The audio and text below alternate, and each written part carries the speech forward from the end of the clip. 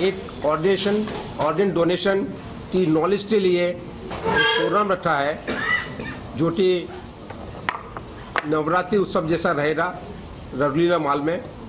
और वैसे नॉर्मली किसी एजुकेशन की बुलाते हैं तो पब्लिक नहीं आती है, इस नवरात्रि के हिसाब से पब्लिक ज़्यादा आएगी और हम उन सबको ये ऑर्गन डोनेशन की जानकारी दे सकेंगे। आपका टाइमिंग की बात न की टाइमिंग क्या रहेगी 8 से? नॉर्मली बम्बई में लोग घर आते आते समर में आते आते सबको 9-10 बज जाता है और उसके बाद घर पर तैयार होते ठान ठाते दूसरे नवरात्रि उत्सव में जाते हैं। तो नॉर्मली 9:30 के बाद एंट्री बंद कर दी जाती है और 9:45 बजे गवर्नमेंट के हिसाब से स्पीकर माइक बंद हो जाते हैं। तो ज़्यादातर लोग की इच्छा होती भी वो माँ जी दर्शन नहीं कर सकते, नवरात्रि नहीं कर सकते हैं, इसीलिए हमने एक AC हॉल में रखा है जो इंडोर हॉल है। इसलिए हमारा इरादा है कि 9 बजे से लेकर 12 बजे तक हम नवरात्रि का उत्सव मना सकेंगे। उसकी कैपेसिटी होगी, कितने लोग उतनी लोग होंगे, कैपेसिटी होगी। देखिए हमारा इसका ये उद्देश्य नहीं है कि हम पैसा कमाएं, इसलिए हमें बहुत ज़्यादा पब्लिक लाने की जरूरत नहीं है। हमारी कैपेसिटी रफली 1200 के आसपास रहेगी, क्योंकि हमारा उद्देश्य यही है कि सबको जितने लोग आएँ उनको ऑर्गन डोनेशन के बारे में जानकारी प्राप्त हो। एक तो खुशी ऐसी बात की है कि एक डॉक्टर्स जो ये कार्यक्रम उपक्रम लेते हैं, ये सबसे बड़ी बात है। ये मुझे लगता है ये शायद वर्ल्ड में पहली बार ऐसा हुआ होगा। और नवरात्रि के साथ साथ जो ऑर्गन डोनेट की बात करते हैं, ये तो एक आश्चर्यजनक बात है हमारे लिए। एक मैं सुन के पहला मैं निमिष मेहता को बोला कि ये तो बहुत बड़ी बात आपने की कि जैसे उनके उपक्रम में जो उनकी फैमिली पूरा डॉक्टर की वजह से मिलते नहीं है, तो या कुछ भी ऐसा काम नहीं करते या एक्टिविटी नहीं होता उनका, उनके लिए एक अच्छा एक नवरात्रि रखा उन्होंने, ये बहुत बड़ी बात है। साथ साथ उन्होंने ऑर्गन का भी बात किया है, उसके लिए मुझे बहुत खुशी हुई। जैसे मेरे फिल्म थी शॉस, उसमें भी ऑर्गन का ही था। जिस तरह से एक पॉजिटिव थिंकिंग जो ग्रैंडफादर ने सिखाया पोता को कि किस तरह से जीना चाहिए, अगर नहीं मिलता तो भी कैसे जीना चाहिए। मेरी सेकंड फिल्म आ रही है, वो भी ऑर्गन नहीं मिलने की वजह से किस तरह से उसको प्रॉब्लम हो रहा है, वो भी उससे जुड़े हुए हैं। तो मुझे बहुत खुशी हुई कि इसी टाइप के जो डॉक्टर सर इस तरह से अगर हम लोग उनको एक भगवान के बाद उनको ही पहला सोचते हैं कि भाई वो बचा सकता है तो एक डॉक्टर ही बचा सकता है, उनको हम भगवान समझते हैं। अगर वही हमारे लिए अगर ऐसा कुछ करते हैं तो इस समाज के लिए बहुत बड़ी बात है। एक्चुअली जब निमेश जी ने मुझे इनवाइट किया था तो मैंने तुरंत हाँ की, क्योंकि मुझे लगता है, मैं स्ट्रांगली बिलीव कि ये जो इनका जो कॉज है ये बहुत ही अच्छा है।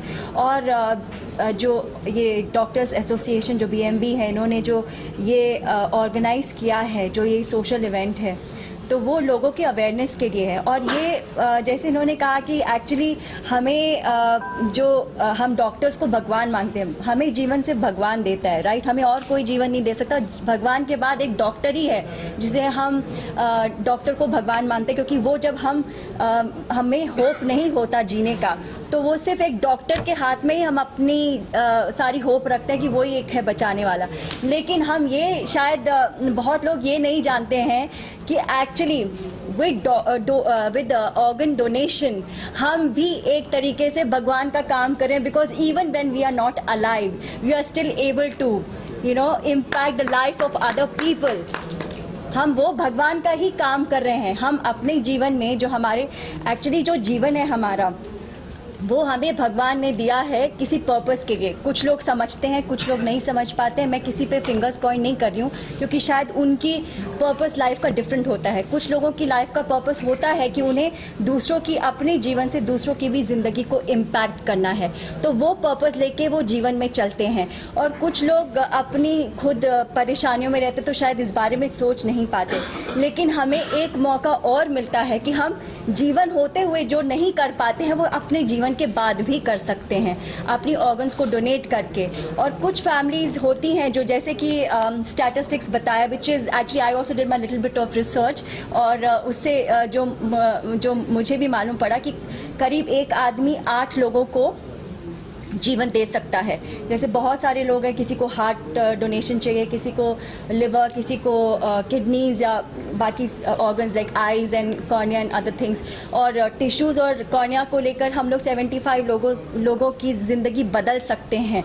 तो सैडली इतने सारे लोग हैं जो कि ऐसे क्यू में खड़े हुए हैं, जो वेट कर रहे हैं कि उन्हें डोनेशन मिले और उन्हें शायद ये होप, मतलब ज़िंदगी एक्सटेंड हो जाए उनकी, लेकिन सैडली वो लोग को नहीं मिल पाता क्योंकि लोग अवेयर नहीं है।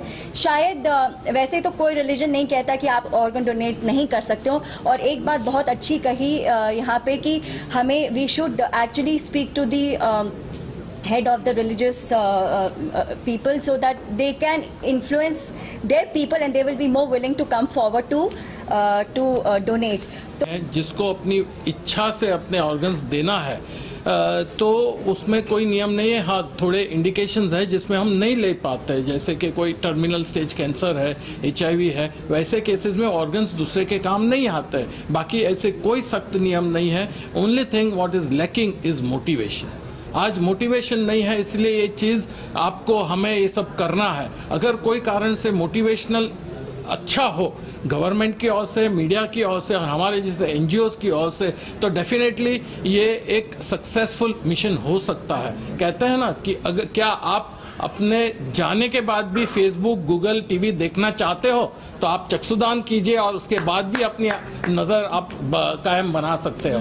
तो ऐसे कोई नियम नहीं है, बस आपकी इच्छा और आपके जाने के बाद आपके फैमिली वाले को मोटिवेशन होना चाहिए कि हमारे फैमिली मेंबर ने ये डोनेट किया, ये प्लेज किया है, तो आइए हम कंसर्न अथॉरिटीज़ को कांटेक्ट करें और उनके ऑर्गन्स डोनेट करने के प्रोसेस को आगे बढ़ाएं। एक चीज़। दूसरा, ऑर्गन्स किसको कौन दे सकता है? जो टर्मिनल इल है, यानी कि उनका बॉडी बंद हो गया है, सिर्फ ब्रेन डेथ हो गया है और बाकी ऑर्गन्स काम कर रहे हैं, तो जो एडमिट है, वेंटिलेटर पे है, तो ऐसे केसेस में भी उनके रिलेटिव्स अगर डिसाइड करें तो तभी के वो ऑर्गन्स बहुत ही उपयोगी होते हैं दूसरे के को जीवन दान देने के लिए।